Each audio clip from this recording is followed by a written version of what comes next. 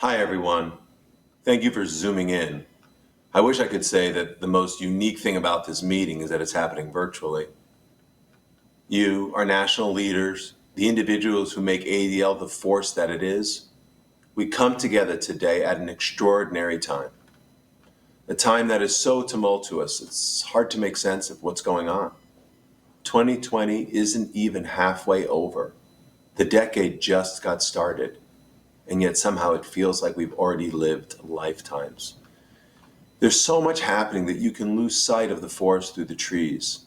So if I may, I'd like to spend a few minutes with you today to share the four major trends that I see all colliding together in 2020. Global pandemic, systemic racism, social media, and rampant anti-Semitism, and what it means for us. First, there's COVID-19. This virus has had an immense impact around the world. But just here in America, the disease has wrought havoc. More than 40 million out of work, 100,000 plus dead, and millions sick. Tens of thousands of schools and summer camps closed, hundreds of thousands of businesses shuttered, millions of jobs lost forever. And as this virus rages, there are numerous subtrends, including an alarming tendency for some to accuse Jews of starting or spreading or somehow profiting from the virus.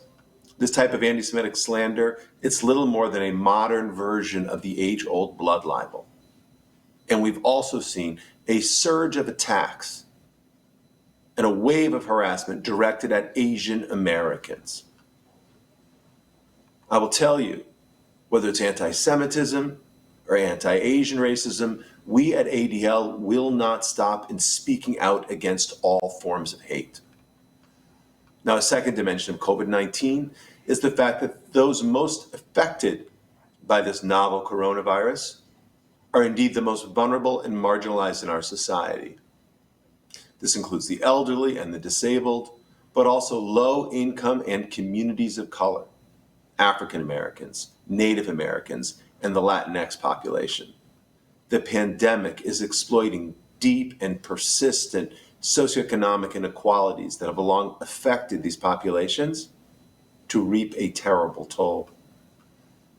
In Atlanta, for example, more than half of COVID-19 positive patients are Black, and 4 out of 5 who have died in the city from the disease, again, are African American. And this isn't unique.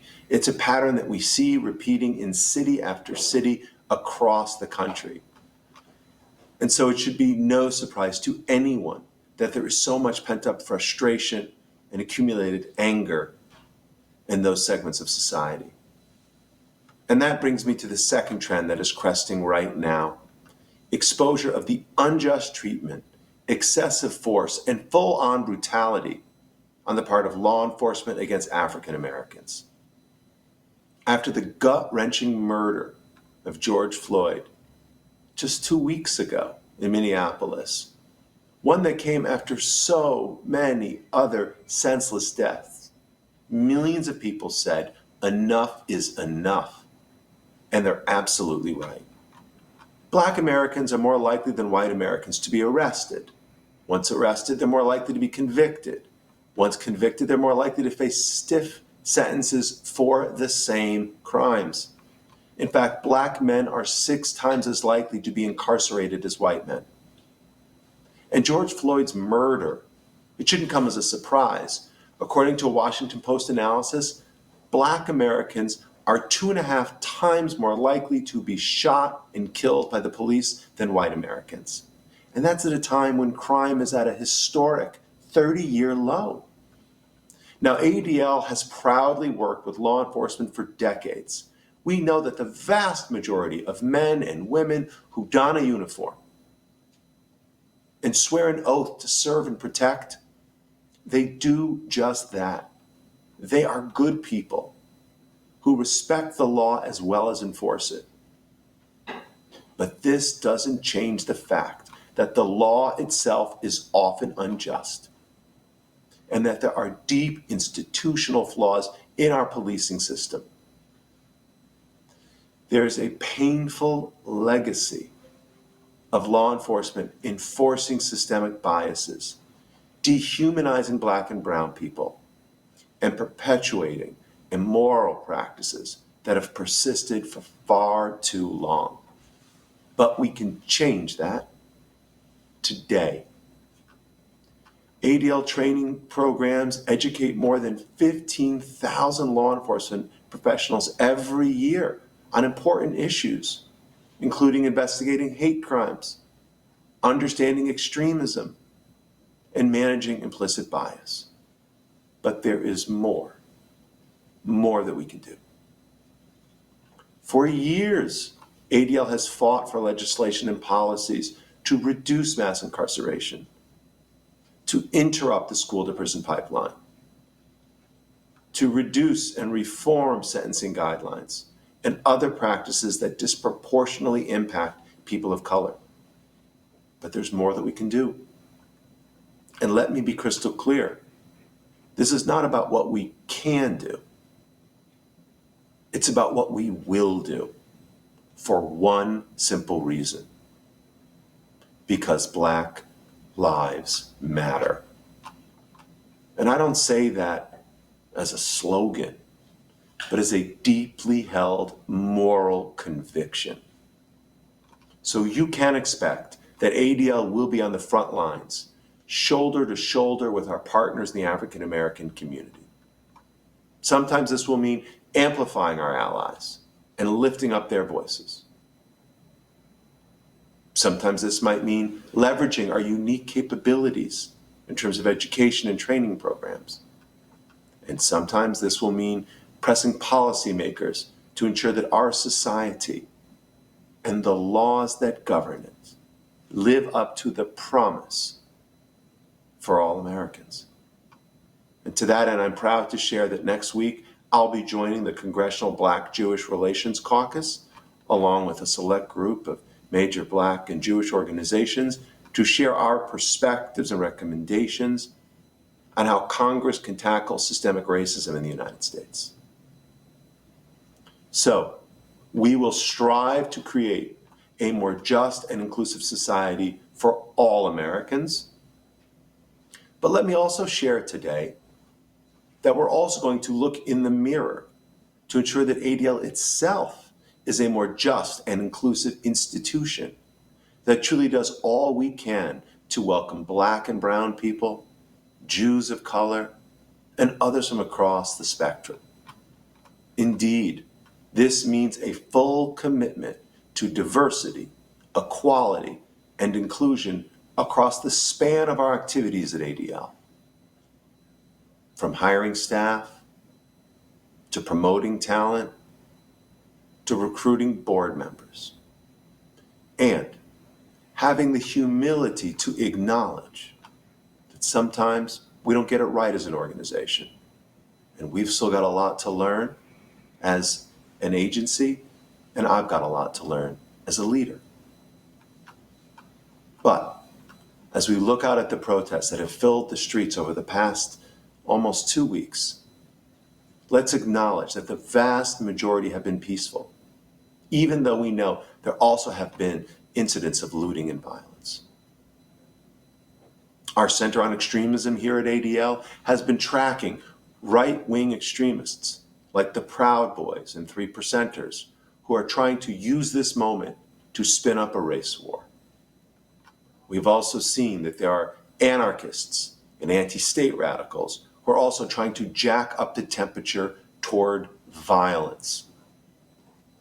And this brings me to the third phenomenon that we see playing out in this moment, and that's the role of the internet and specifically social media. Now, we've talked about this before. It isn't new. And not only are we seeing malevolent actors commandeering platforms like Facebook, Twitter, 8kun, Telegram, even Instagram to organize and incite, but we have state actors like Russia and Iran who are trying to use their tweets, trying to push their posts as wedges to further divide our nation. These trolls are conjuring up conspiracies that, unsurprisingly, are ones that we've heard before. That somehow George Soros is funding and paying the protesters. That George Floyd's death was orchestrated by Zionists or globalists. That actors actually staged his killing. I've even seen some claim that a Chabad in Los Angeles was supporting violent Antifa. But it's not just foreign actors in the extreme right. We've also seen some on the far left who, even in this moment of crisis, are trying to stoke division and conflict, spinning tales and contriving fantasies about how Israel trained police officers to attack African Americans. Listen, there are those who glibly and insidiously lump together the Israeli government with violent racists, equating support for the state of Israel with support for structural violence here at home. Now, many of you might not like the politics of Bibi Netanyahu or agree with all the policies of elected officials in the Jewish state, but this kind of slander is dangerous for all Jewish people. Such fictions do little more than amplify anti-Semitism and create the conditions for more violence to be perpetrated against Jews. And this brings me to the fourth phenomenon that we're watching play out in this moment. And that's the fact that all of this chaos, it's happening against the backdrop of the largest spike in anti-Semitism that ADL has ever tracked in our history. Arguably, it's approaching levels that we haven't seen since the 1930s.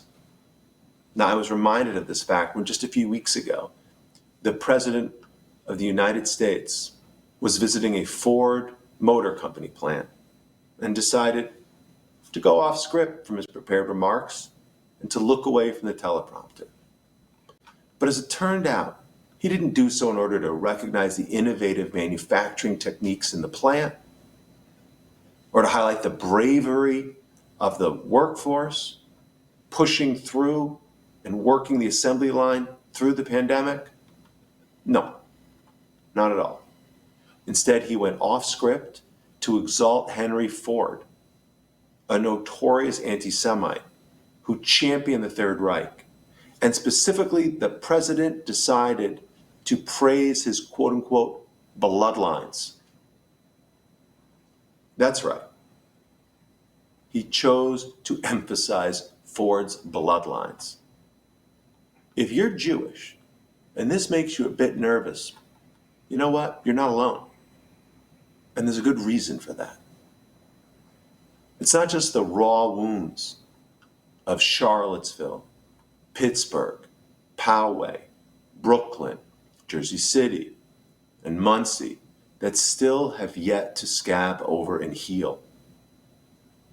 It's also the increased security we see around our synagogues and schools that are now fortified like fortresses. It's the friends who've logged on to find their Facebook pages ablaze with anti-Semitic conspiracies, or their virtual study groups Zoom-bombed by Nazis, or who've had children come downstairs to complain about anti-Semitic comments lobbed at them during a Fortnite game, or college-age kids who are afraid to speak out about their love for Israel or just live an open Jewish life on campus. Yes, many of us have good reason to be nervous.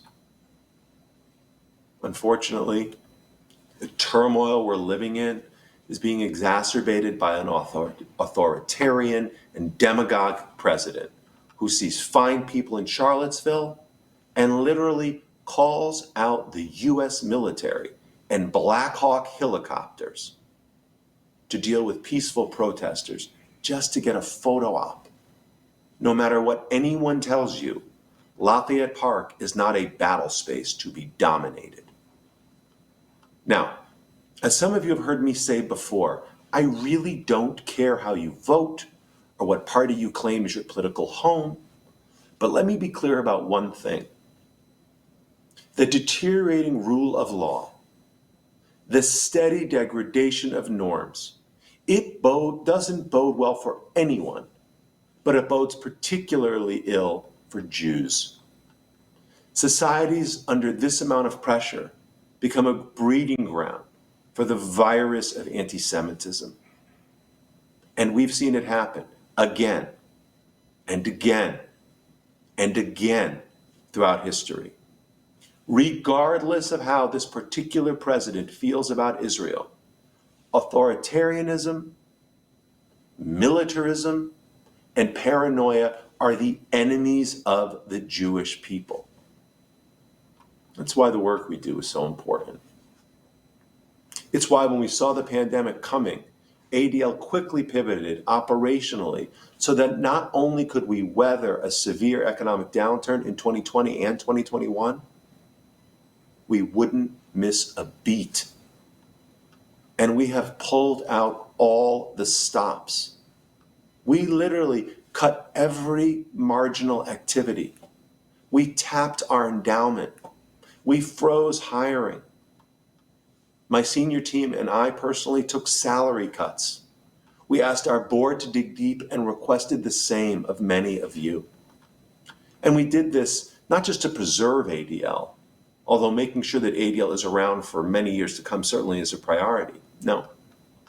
We did this because we knew that ADL's experience, its expertise, and its voice literally would never matter more.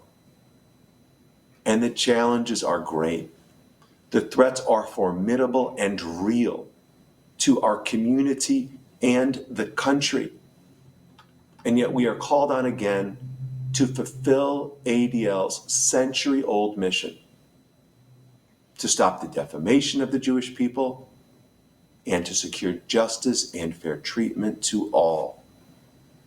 Make no mistake, these goals are complementary.